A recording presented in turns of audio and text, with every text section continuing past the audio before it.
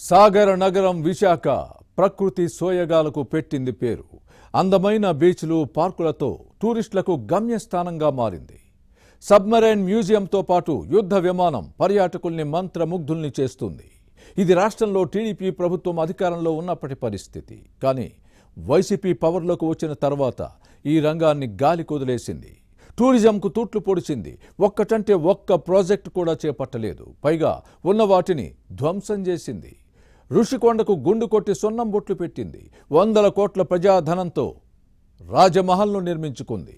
ఇప్పుడు ఎన్డీఏ ప్రభుత్వం అధికారంలోకి రావడంతో అందరిలో ఆశలు చిగురిస్తున్నాయి. పర్యాటక రంగానికి పూర్వ వైభవం వస్తుందని ఆశిస్తున్నారు. ఈ విషయంలో కొత్త సర్కారు ముందున్న సవాళ్లేంటి, ప్రాధాన్యతలేంటి? పర్యాటక రంగం మళ్లీ పరుగులు పెడుతుందా, కొత్త పొంతలు తొక్కుతుందా? What's the story?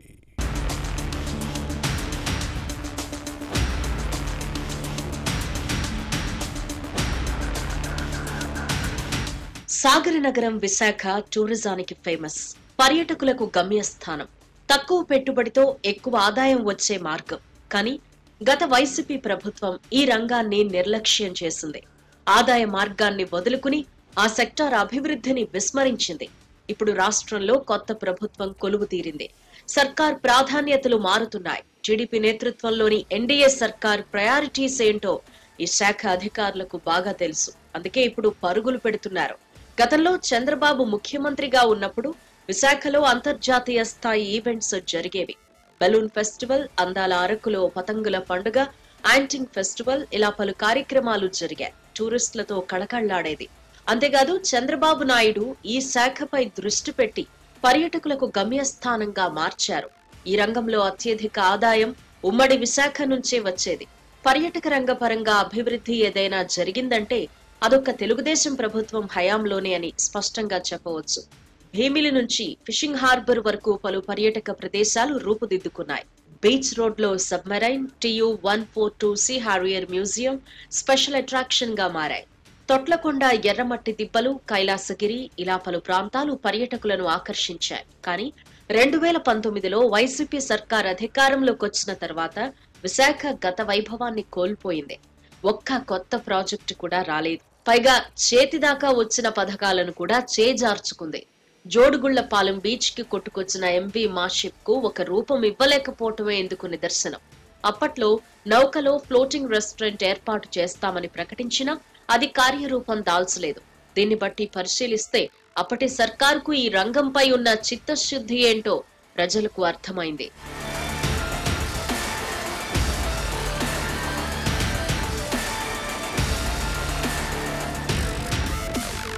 Visakha city పరిధిలోని భీమిలి నుంచి ప్రాతినిధ్యం వహించిన అవంతి శ్రీనివాస్ అప్పటి సీఎం జగన్ కేబినెట్ లో పర్యాటక శాఖ మంత్రిగా పనిచేశారు. కానీ ఈ నగరానికి ఏమీ చేయలేకపోయారు. మంత్రివర్గ పునర్వ్యవస్థీకరణ తరువాత అవంతి స్థానంలో ఈ శాఖ బాధ్యతలు చేపట్టిన రోజా కూడా చేసిందేమీ లేదని ప్రజలు పెదవి విరుస్తున్నారు. మాటలతో పూటలు గడిపారు గాని చేతలు గడప దాటలేదు. అందాల అరకును అభివృద్ధి చేస్తే ఊటీని మించిన బ్యూటీ స్పాట్ గా మారుతుంది. కానీ పర్యాటక శాఖ మంత్రిగా రోజా ఒక్కసారి కూడా అరకును సందర్శించకపోవటం విమర్శలకు తావిచ్చింది. దీన్ని పరిశీలిస్తే ఈ రంగం పట్ల అప్పటి వైసీపీ సర్కారుకున్న శ్రద్ధ ఏంటో ప్రజలు తెలుసుకున్నారు. పర్యాటకంగా తీర్చిదిద్దేందుకున్న అన్ని అవకాశాలను చేజార్చుకుంది. జగన్ ప్రభుత్వం వచ్చాక అత్యంత వేగంగా చేపట్టిన ప్రాజెక్టు ఒకటే ఒకటి, అదే ఋషికొండకు గుండు కొట్టడం. పర్యావరణ అనుమతులు లేకుండానే ఈ కొండను ధ్వంసం చేయటం వివాదాస్పదంగా మారింది. నేషనల్ గ్రీన్ ట్రైబ్యునల్ కోర్టు ఆదేశాలను బేఖాతరు చేసి రాజమహల్ నిర్మాణం జరిగింది. 450 కోట్ల ప్రజాధనంతో జగన్ కోసం ఈ ప్యాలెస్ నిర్మాణమైంది. అప్పటి వరకు పర్యాటకులకు అందుబాటులో ఉన్న పర్యాటక భవనాలను కూల్చివేసి అత్యంత ఖరీదైన విలాసవంతమైన ఈ సౌధాన్ని నిర్మించారు. రెండోసారి గెలిస్తే జగన్ ఈ ప్యాలెస్ లో ఉండాలనుకున్నారు. కానీ ప్రజలు ఫ్యాన్ పార్టీని ఇంటికి పంపడంతో ఆ కల కల్లయింది.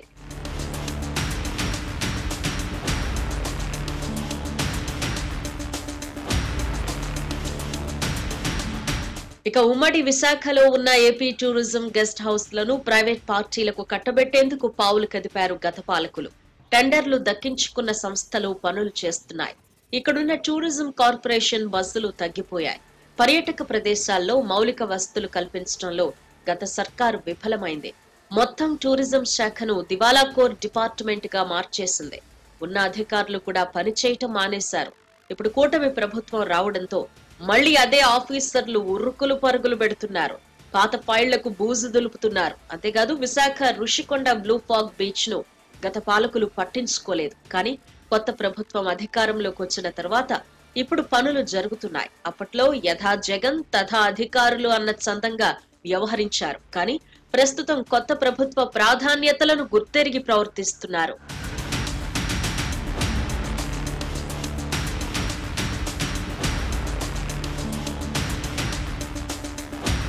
ఇక గతంలో పెండింగ్ లో ఉన్న ప్రాజెక్టుల వివరాలతో పాటు అభివృద్ధికి ఆస్కారం ఉన్న అన్నింటినీ అధికార యంత్రాంగం పరిశీలిస్తోంది. దీంతో పర్యాటక శాఖలో పనిచేస్తున్న అధికారులు, సిబ్బంది మళ్లీ తమ డిపార్ట్మెంట్ కు మంచి రోజులొచ్చాయని భావిస్తున్నారు.